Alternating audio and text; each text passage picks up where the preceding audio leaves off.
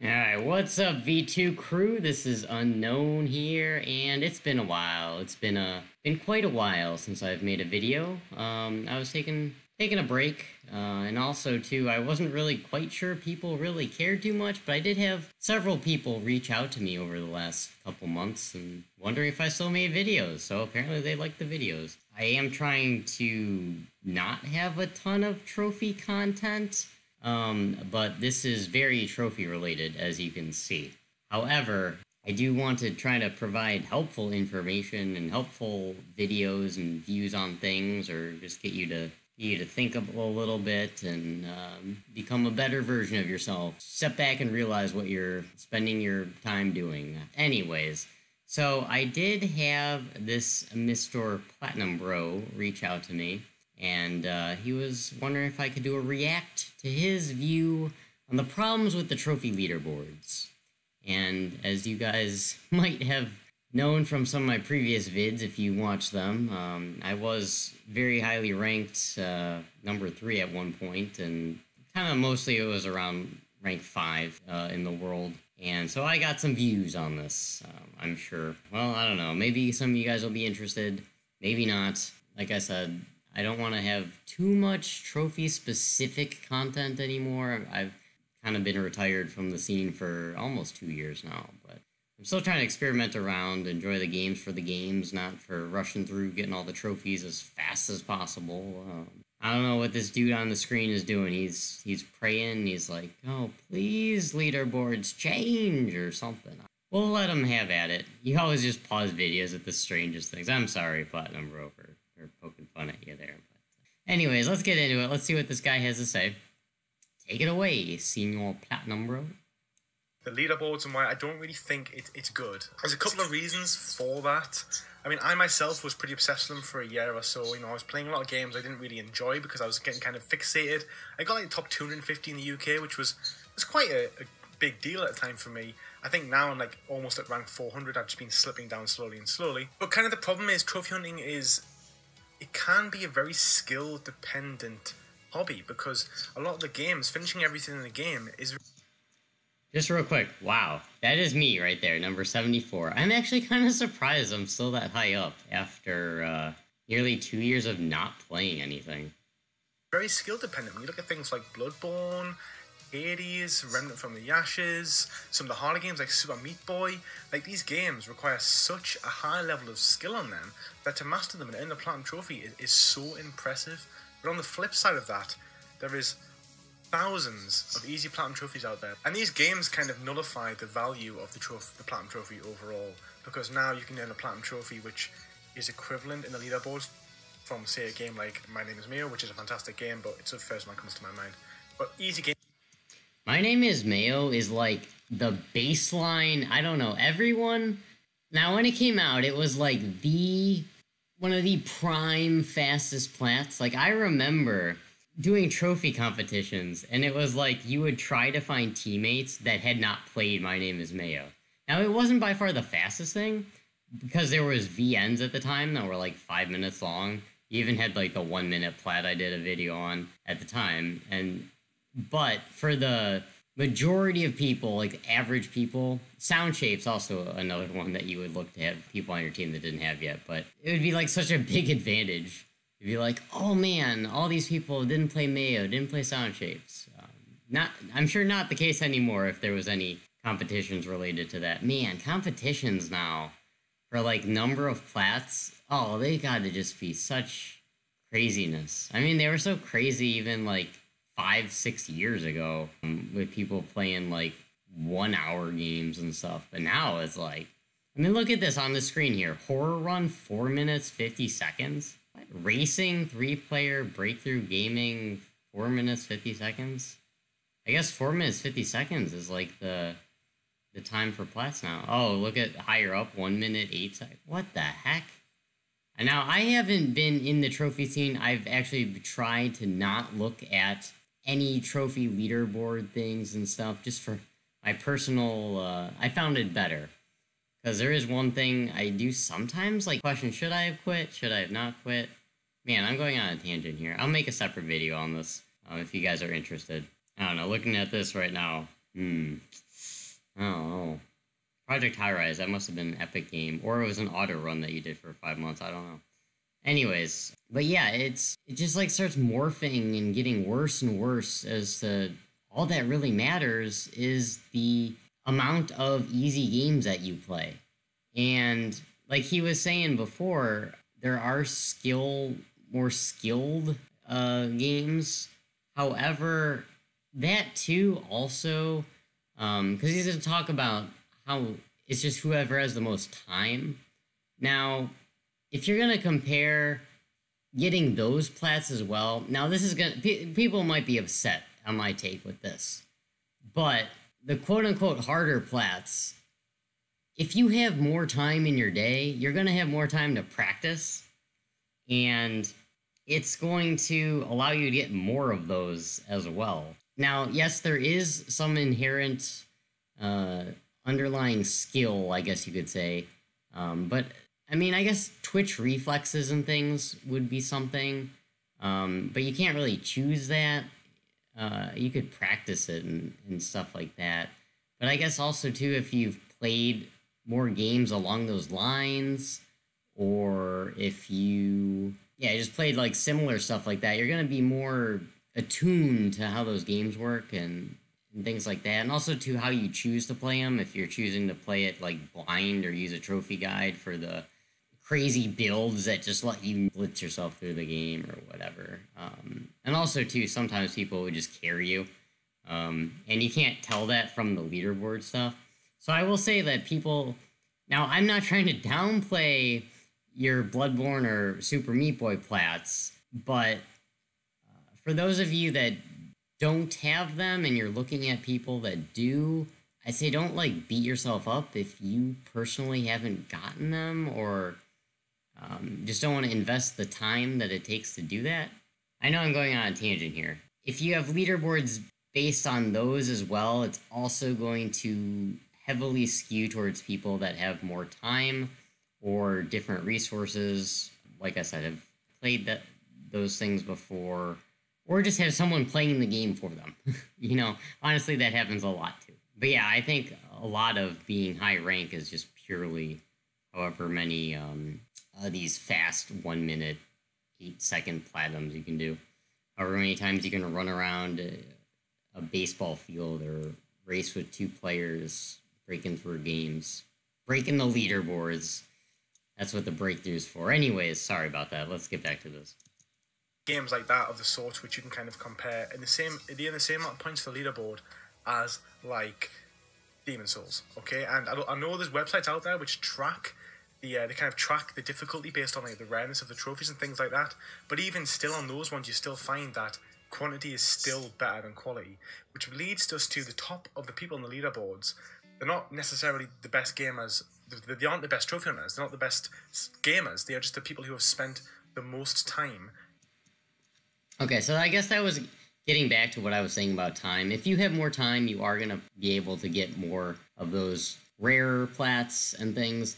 And then also, too, if you're going to go based off of rarity, that is also skewed. Like, you're going to find people that are going to find ways to exploit it.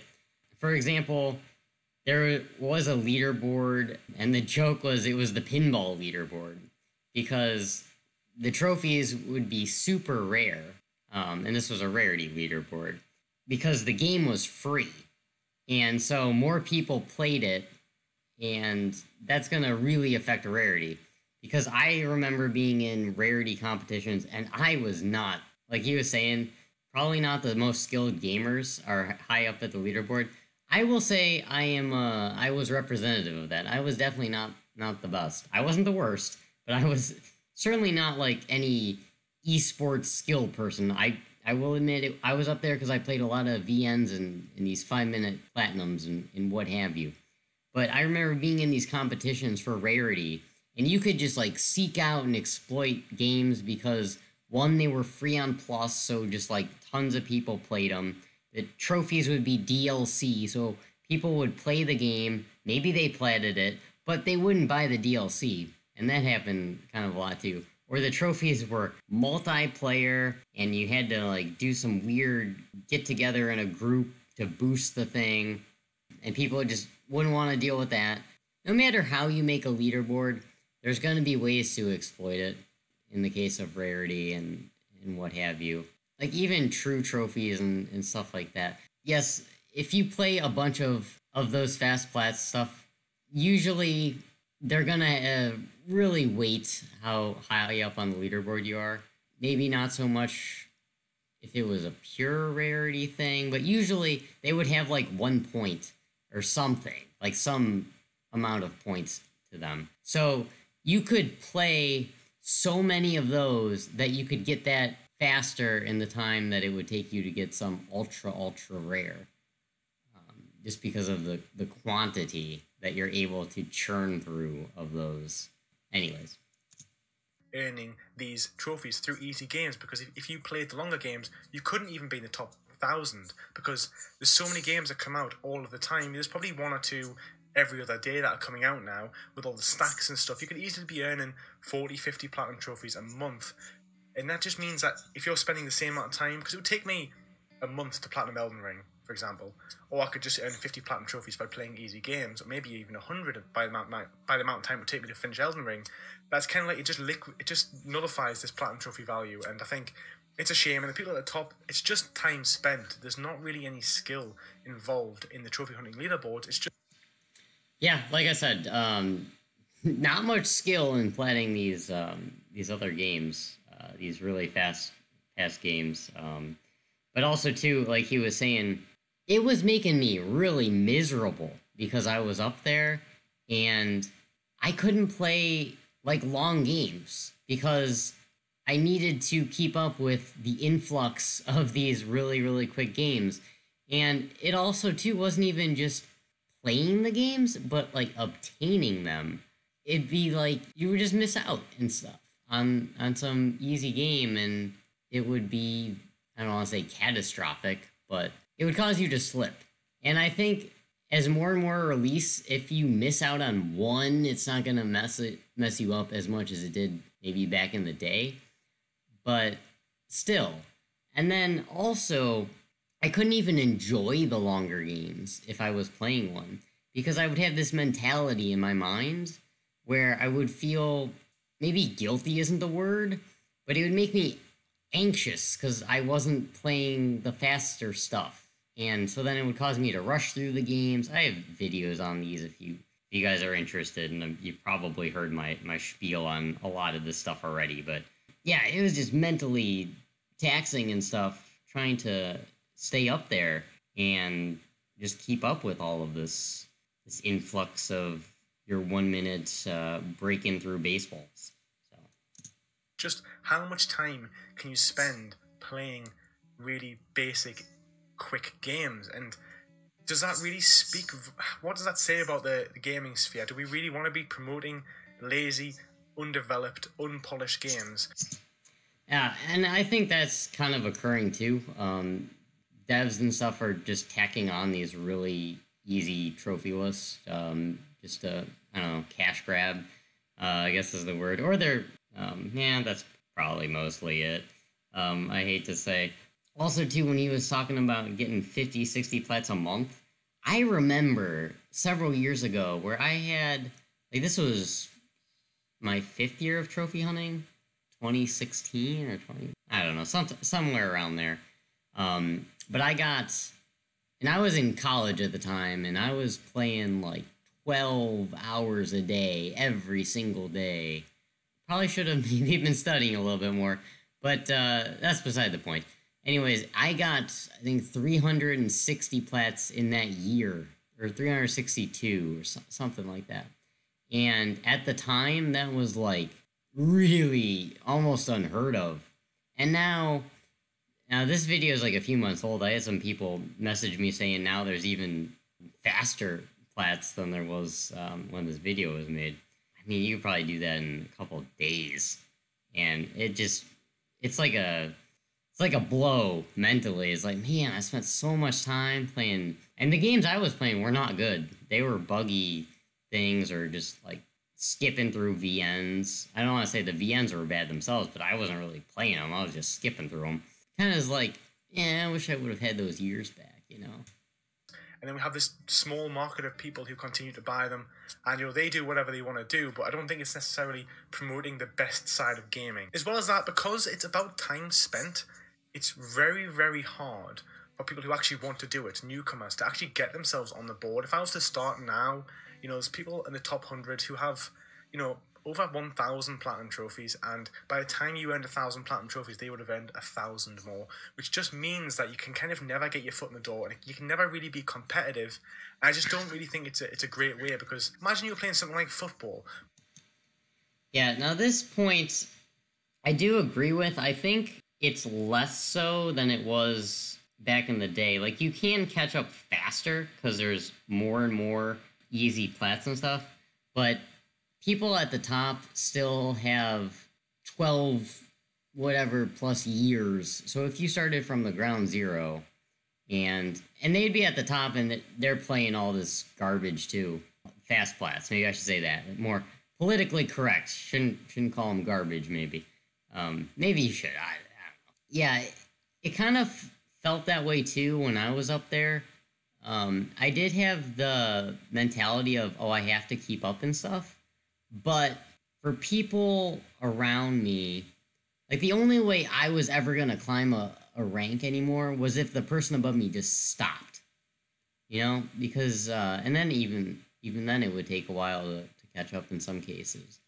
But as long as you play those fast games. Now, I also, being up there, didn't have so much the mentality of I have to play these to gain spots. It was more so I had to play these games because everyone else up there was playing these games, so I had to negate out their earnings. And I guess that's kind of more the mindset that it took over for me, was not so much to earn them and increase my numbers. It was more so to earn them just to negate the effects of what others around me were doing leaderboard-wise. So there was that as well. But at the end of every season, rather than it restarting, the teams just continued on with their points. Like, Manchester City would be so far ahead that no team could ever catch them, which kind of makes it unfair. And I think maybe a method of making it more competitive would be to reset the leaderboards.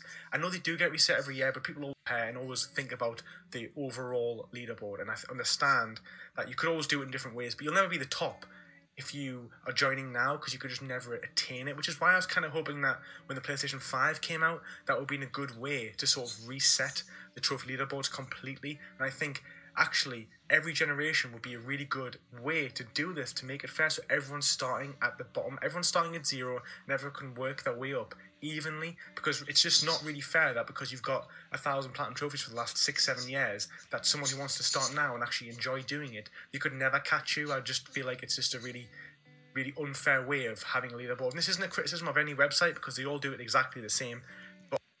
Yeah, I was actually thinking that too. When the PS5 came out, I was actually, I told some other people, man, wouldn't it be nice if just when they transitioned the system over, they lost all the trophy data. I know some people are not going to like my comment right now about that, but that was the time I think I was like mentally the most miserable with trophies, so maybe that had part of it to do with it too. But like I was saying before, once you have years and years, you're not going to be able to catch up. But also too, sorry, Platinum Bro, for these expressions that you keep stopping on. Anyways, if you reset them, it's still going to be just who plays the fastest stuff and who has the most time to do so. Like, you could have 10 hours a day, or you could have 2 hours a day. It's still going to make such an impact, even if both players are playing the fastest stuff. But I just think that it's not really a great way for everyone to enjoy the system that they have in place, and it just removes any competitiveness from most people. And then as well as the whole thing of which, most people you would never be able to confirm, but I've spoken to people who are at the top and stuff, and it's just the fact that most of the people at the top are actually in fact teams, and it's supposed to be a single person per account, not on the PlayStation of course, but actually on the leaderboards. That's kind of the idea, isn't it? That Yeah, very, very true. When I was up top there, I could confirm 7 out of the 10 that were in the top 10 were teams. It's only you doing it. But when you look at the amount of games being earned, realistically, a lot of them, I don't know, I couldn't speak for every single account, but a lot of them are just earning trophies at such an excessive rate, which there's two reasons, kind of two problems there. Firstly, if you can kind of be playing games non-stop, it kind of asks the questions of how you can afford to buy the games, because if you're not kind of making any income, you kind of can't support yourself. How can you be playing all these new games every single day? Because these games come out, you know, they're £3, £4, £5, you're playing 3 or 4 of them a day. That racks up incredibly fast. I know there's a bit of sharing going on between them, but even still, it's pretty crazy. And then on top of that, yeah, there was definitely a bunch of sharing at the top too. A lot of groups that would just share games, and I do remember too in his comment about the cost. I mean, back in the day, we would spend $60 for like a 5-hour visual novel. Thinking about that now, it's like, man, we spent all that money on those back in the day, and that was like what the top of the leaderboard was. It was like who could play the most $60 5-hour visual novels, you know? If it's just teams and just people just blasting through it, it's just, again, like, where is the fairness in that? I understand that no one could really govern it, because it's not a competitive thing, really. We don't need a governing body, but it just kind of sours it knowing that people at the top are just the group of people just blasting through these easy plats. And my final thing is, it kind of, earning these easy games and trying to be competitive on leaderboard creates a really vicious cycle. So I spoke to a few people about this previously. I've been on some podcasts and stuff with people about this, and it kind of, when you're at the top, the only way to maintain your rank is to continue to play these easy games and play the games that maybe you don't necessarily enjoy. And you know that everybody below you is playing the new game that comes out. You have to play those games just to maintain your level without even trying to move up. So it's kind of like you have to play all the easy games everyone else is playing, plus more. So again, it just comes back to just who has the most time. That's ultimately what this leaderboard is. Yeah, like I said, that's kind of what it was like at the top. It was, and just really making me mentally miserable, having to keep up with all this stuff, and it was tedious stuff, and ugh. And it's kind of like, it just doesn't sound great to me. You kind of can't play the games you want to play. You couldn't be like, oh, Spider-Man 2 is coming out, I'm going to play that. It's 40 hours though, when everyone else in the leaderboards is going to be playing they're going to play 80 platinums over that 40 hours I'm gaming. So I have to play those 80 games plus play the games I want to play. It just becomes this horrendous time crunch and a vicious cycle that you kind of can't get out of if you want to be competitive on the trophy hunting leaderboards. I just finally want to say, obviously, people do enjoy doing it, and you do you. This is not a criticism of any. You do you and be your V2. You kind of stealing my lines there, Platinum Bro. Single person.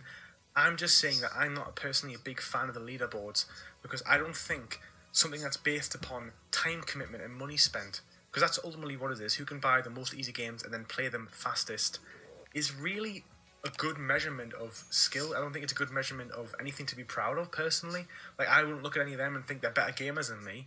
I don't think that at all. I just think that it's not really a welcoming thing for everybody else as well. I think we should maybe have more. That's why I started my difficulty challenges.